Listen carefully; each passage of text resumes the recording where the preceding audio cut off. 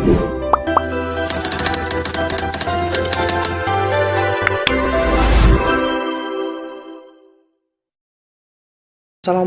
warahmatullahi wabarakatuh. Berjumpa lagi di channel Sales Buku.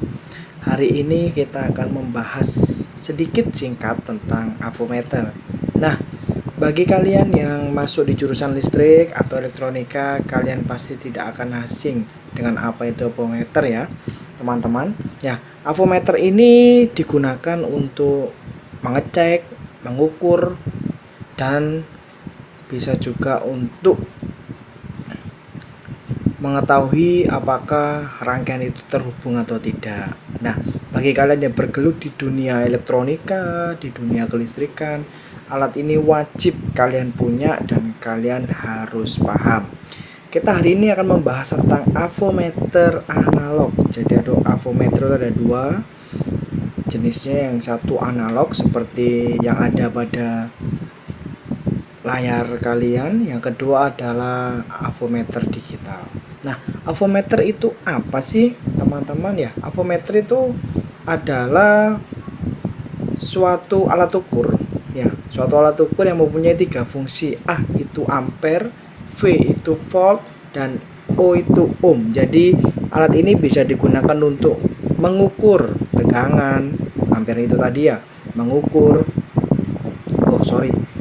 mengukur arus, ampere itu tadi ya, mengukur tegangan, volt, dan mengukur hambatan ohm. Jadi alat ini mempunyai tiga fungsi untuk mengukur arus, tegangan, dan hambatan. Nah, sebelum kita bicara lebih jauh, kita kenali dulu yuk apa saja sih komponen-komponennya atau fungsinya. Yang pertama, ini adalah tombol untuk mengatur atau tombol penyesuaian ohm. Jadi kalau kalian mengukur hambatan atau nilai suatu hambatan, kan harus menggunakan tombol ini sebagai angka 0 untuk penyesuaian. Kemudian ini adalah selektor ya teman-teman. Selektor ini ya, di sebelah sini ada seperti garis. Ini untuk menunjukkan mana yang akan kalian pilih, panel mana yang akan kalian pilih. Ini untuk mengukur arus ya, untuk mengukur tegangan bolak-balik. Ini untuk mengukur tegangan searah, dan ini untuk arus, ini untuk ohm. Kemudian ini ya, ini dua, ini merah dan hitam adalah probe. Probe adalah alat tusuk jarum ya. Ini yang nantinya akan kalian hubungkan ke dalam masing-masing rangkaian yang akan kalian ukur. Kemudian ini adalah skala ya. Ini adalah skala penunjuk angkanya atau nilainya. Dari mulai ada ohm, kemudian ada DC, VA, arus bolak-balik atau tegangan bolak-balik, dan tegangan searah. DC, VA, dan ACV ini tegangan bolak-balik. Untuk AC 10 volt ini tegangan bolak-balik, batasnya 10 volt. Oke. Jangan lupa teman-teman, kalau mau menggunakan itu pastikan dikalibrasi dulu ya, dalam poin bisa di X1 atau di X10. Jadi dikalibrasikan untuk mengetahui avo itu berfungsi atau tidak. Jadi ini contoh saya ke kali 10 saya gunakan ya. Proofnya ini cukup saya hubungkan sama seperti kalian menghubungkan singkat. Nah, ini akan berjalan. Nah, cara membaca avo kalian tidak boleh dari atas, dari kanan atau dari kiri, tapi harus persis di hadapan kalian, sejajar dengan mata kalian seperti ini ya, untuk mengetahui berapa nilainya. Ini masih belum 0, kita atur ke 0, kita paskan ke 0. Oke, sudah pas ya. Berarti avo ini masih bisa digunakan. Kalau avo ini tidak digunakan teman-teman, ini selektornya kalian pindah ke menu off ya, ke arah off ya, ke arah off. Nah, ini supaya apa? Supaya menghemat baterai, juga memperlama usia dari avo ini. Atau nggak gitu, cari ke, kalau nggak ada fitur off nya ya, cari ke tombol yang paling besar, yaitu kali 10 ta. Nah, ini sama saja off ya teman-teman ya. Nah, untuk mengukur tegangan bagaimana? Diarahkan kemana selektornya? Arahkan ke sini. Contoh, tegangan itu adalah tegangan bolak-balik dengan nilai seperti yang ada di rumah kalian ya, 220, maka selektornya kalian arahkan ke 250. Supaya apa? Supaya AVO kalian bisa membaca berapa tegangannya ya. Kalau tidak kalau tidak kalian arahkan di nilai 250, di nilai 50, maka dia tidak akan bisa membaca. Jadi harus nilai yang tinggi untuk bisa membaca ya. Kemudian untuk fitur ini adalah arus searah ya teman-teman ya. Berapa volt yang akan kalian ukur, misalkan baterai kalian punya baterai 1,5 volt, 3 volt. Kalau untuk 3 volt mungkin arah selektornya ke angka 10, kalau 1,5 ke 2,5. Jadi harus di atasnya supaya bisa terbaca ya teman-teman ya. Baik, kita coba mungkin ya, dicoba ke ini cara membaca AVO yang baik ke arus bolak-balik ya teman-teman ya. Nah baik teman-teman, kita uji coba dulu di arus bolak-balik ya, arus AC yang ada di rumah kalian, berapa volt kira-kira tegangannya. Ini sudah saya sediakan stop kontak kabel roll ini. Kita cek dulu apakah ada listrik atau tidak ya. Menyala ya, ada listriknya, berarti ada aliran listrik masuk. Ini netral, ini fasa. Sekali lagi, selektor ini harus kalian ubah ke angka yang lebih besar supaya terbaca. Kita coba untuk membaca ya. Bismillahirrahmanirrahim. Kita tancapkan ya teman-teman. Ini masukkan di netralnya, ini masukkan di fasanya. Nah itu terbaca di angka. Nah coba lihat ini, arus sejajar di angka berapa teman-teman? Nah itu ya, itu kan ada keterangan AC 10 volt ya, yang merah itu.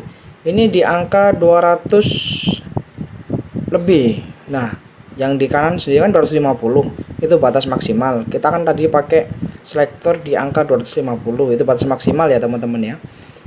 Kita lihat kalau 250 berarti yang tengah, garis tengah antara 200 dan 250 itu adalah 225. Jadi setiap garis kecil itu nilainya 5 ya teman-teman ya. Kita lihat dari yang 200, ada garis kecil 1, 2, 3, 4, 5. Nah garis yang tengah itu yang tidak ada angkanya itu ada 225. Berarti setiap angka ini nilainya adalah 5. Lah posisi jarum ini berada, posisi jarum pointer ya, berada di tengah-tengah dua garis kecil. Berarti bisa kita simpulkan kemungkinan angkanya adalah di 207 ya teman-teman ya, karena di antara 5 dan 10 ini kita ambil di 207 ya. Jadi tegangannya yang kita ukur adalah 207 volt. Tuh, kok bisa padahal yang dari PLN kan 220, tapi kenapa kok munculnya di avometer itu nggak sampai 220. Nah itu ada toleransi teman-teman ya, jadi ada toleransi juga ada rugi-ruginya. Jadi kalian harus ada pembelajaran yang lebih lanjut. Kemudian kalau kita tegangannya yang mau kita ukur dari bawah 50, katakan 45, maka kita menggunakan selektor 50 teman-teman ya. Apakah bisa menggunakan selektor 250? Bisa, tapi sulit. Nah kalau kalian memilih 250, maka ini nilainya yang diantara dari 0, 50, 100, nilai rank ini. Kalau kamu atau kalian pilih yang 50, maka dari mulai 0, 10, 20, 30. Kenapa sih kok beda-beda? Ini untuk memudahkan kita dalam membaca ya. Ini terendah dari 0 ke 50 kan, terendah 50 ya, terendah kan 50, berarti tengah-tengah ini 25 ya.